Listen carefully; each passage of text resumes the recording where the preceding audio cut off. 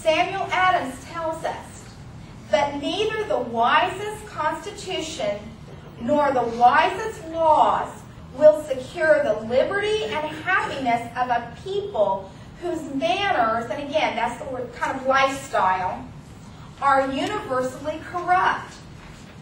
He, therefore, is the truest friend of liberty of his country, who tries most to promote its virtue."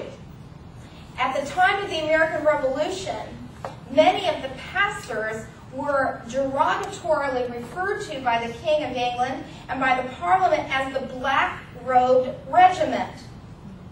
They made fun of them, and many of them said, if we're going to have to keep this revolution, this revolt under our control, we've got to get rid of these pastors, like we talked about Pastor Muhlenberg and in the first list. We've got to get rid of pastors who speak out against immorality.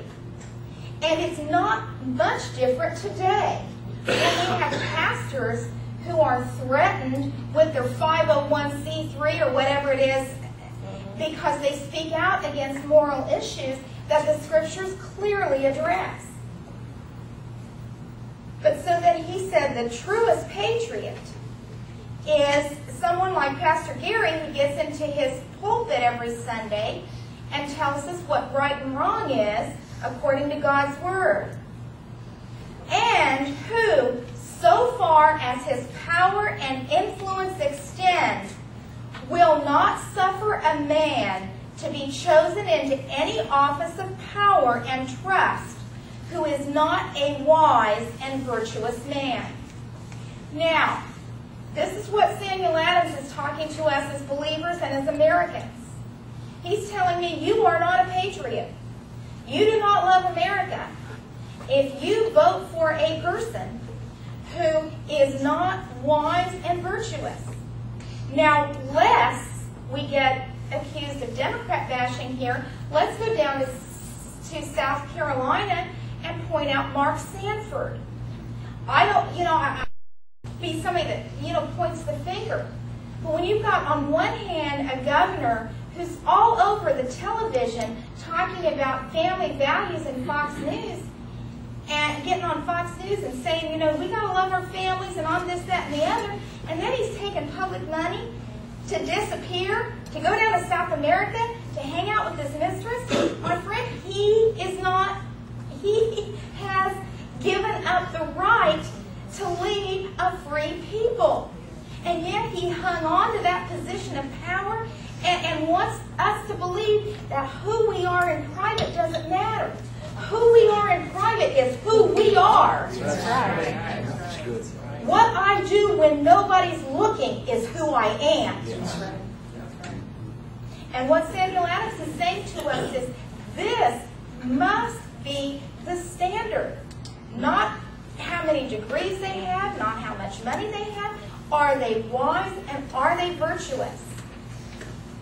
In our country's early history, Election Day sermons were common. People went to church before they went to the ballot box. The wisest, most respected of the pastors were chosen to give these Election Day sermons. Anybody in here who's ever read the Scarlet Letter will remember, and Darren Holland will remember this. We better remember this. That at the very end, before the pastor wants to come clean and admit all of his sin, he wants to preach the Election Day sermon. And then he's going to get on the boat and run off with his lover because that's the height of his career at that point. The Election Day sermons were critical. At this point, and we're going to talk about this more in the weeks to come, we need to address this idea that our Constitution is a living document, that it doesn't really mean what it says, that it's outdated, and now it has to be reinterpreted according to the challenges of today. Our Constitution does not need to be considered a living and a changing document because it was not written to address circumstances. It was written to address human nature. the dual nature of man, that man is at the same time good and evil, that dual nature of man, and that power corrupts, and absolute power corrupts absolutely. And as one of our founding fathers said, that this sin will be chained down. This desire for power must be chained down through the Constitution. Our founders had hoped that they would be able to develop a spirit of public virtue by having leaders with strong private virtue. The founders, interestingly enough, viewed community service much differently than we do today. The founders believed that if you were elected or appointed to a public office, that the sense of approval and the sense of acceptance and the sense of honor with which your community regarded you should be your greatest reward. Benjamin Franklin, during the Constitutional Convention, suggested that there be a provision in the Constitution that no public office should receive any money at all. They should all be unpaid. George Washington asked to serve gratis. He asked not to be given any money. However, they said, no, we expect you to dress nicely to represent the United States of America. We expect you to have, dinners and parties and so forth. So we need to give you the equivalent. I don't know what it would be in today's dollars, but at that time I think it was $20,000. They required that he take it to use it to give the United States a good appearance in the world. Samuel Adams, for example, when he went off to the I believe it was the Constitutional Convention, not the Constitutional Convention, the Continental Congress. His neighbors took up a collection to buy him a suit because he didn't have anything decent to wear. So when they pledged their lives, their fortunes, and their sacred honors, most of them knew this was going to cost them everything. And so they were very concerned, and at the time that they called George Washington to come to the Constitutional Convention, he had asked to be excused. He had asked not to be allowed, not to be required to come or invited to come. He was suffering tremendously painful arthritis at that time because of sleeping on the ground and all of the exertion of leading the armies and so forth. His beloved Mount Vernon was nearly in foreclosure at that point because of his absence, the effort to keep his industries, his businesses going. And he asked not to be required to come. But everyone agreed if he did not come, nothing would happen. Both sides would use it as an indication that he approved or disapproved of what others wanted to do. And so as a consequence, I think, and as a nod to what they were asking of him, much to his dismay, they required him to take a salary. Most of them did not expect there to be career or professional politicians as well. What they expected was, for example, Doug puts in heating and air conditioning equipment. Is somebody around in the Kettering neck of the woods and that we need a registrar, we need something or that or the other, what they expected was Doug to say, okay, we elect Doug to do it, and then somebody that needed something to be registered or whatever services they needed, they say, oh man, go down to environmental control and Doug Crossley's the guy that needs to do that for you. And you'd go down to a guy's store or to his shop or to his home or to his business, and he would conduct government business just as time allowed him to. It was never designed to be the professional year-round kind of political career that it has become now. I think it's important that when this discussion was going on about paying public officials, Benjamin Franklin's reasoning for keeping them unpaid was this: the more the people are discontented with the oppression of taxes, the greater the need the prince has of money to distribute among his partisans, and pay the troops that are to suppress all resistance and enable him to plunder at pleasure. So, doesn't take me to explain to you what Mr. Franklin was saying.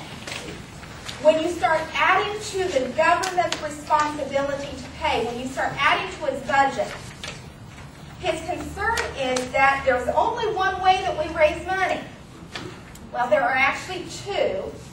We can make it up out of thin air and run it off and start distributing it around, or we can tax people and take from their wealth and make it the government's wealth. And Mr. Franklin said, please understand that we get into a spiral that we don't easily get out of. Because the more money you take, the more mad people get.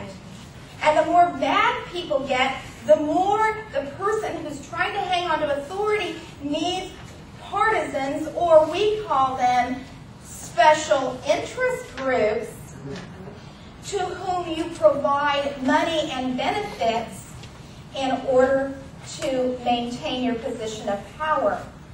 I read just this afternoon, and I don't know if this is true. I'm going to say it, but I'm going to put a caveat. I need to check it out. 46 million American households get some kind of direct federal or government assistance. They were saying, do you realize then how hard it will be for the government to stop spending money? Because when you think about how many people in this country are getting government money. So Mr. Franklin tried to tell us, but we didn't listen. Let's move on. Again, reiterating that same point. Without religion, the government of a free people cannot be maintained. Now, the word there, religion, is different than what we've used so far. Up to this point, we've talked about what? We've talked about virtue. But what our founders have said to us is you can't long establish virtue without it having a foundation in religion. Modern Americans, I think, fail to realize the importance that our founding fathers did originally attach to the role of religion. We have been fed for how many years now, 60 or 70 or 80, this erroneous interpretation of the concept of the separation of church and state, to where we have now got scores, millions of people who believe that it's almost un-American to call for any kind of religious demonstration in public life. Now, when we get to the First Amendment, we're going to talk about that in a little bit more detail. But again, let's turn to Mr. George Washington in his farewell address. Of all the dispositions and habits which lead to political prosperity, religion and morality are indispensable supports. And here's what he goes on to say. And let us with caution indulge the supposition that morality can be maintained without religion. That's what we have going on in our country today. We can all just be nice, but you don't have to have religion as the eventual foundation of that. He went on to say, reason, here's again the idea of reason, and experience both forbid us to expect that national morality can prevail to the exclusion of religious principles. I think what Mr. Washington is saying here is these clever character-building programs can only carry the nation so far. I know, I love to hear Brother Brothers teach, and he opened up a session back in the spring with a thought that really struck me. I don't know, it must have been what it did, but he said, good evening, ladies and gentlemen. Do you realize that you are one day closer to standing before the judgment seat of Christ? That, for some reason, that thought hit me right between the eyes. You know, Darren knows I used to kid about it. It was always my thing when I was trying to get to the bottom of something at, original Christian high school, trying to get the truth. I'd, say to somebody, knowing you will stand before the judgment seat of Christ. It was kind of a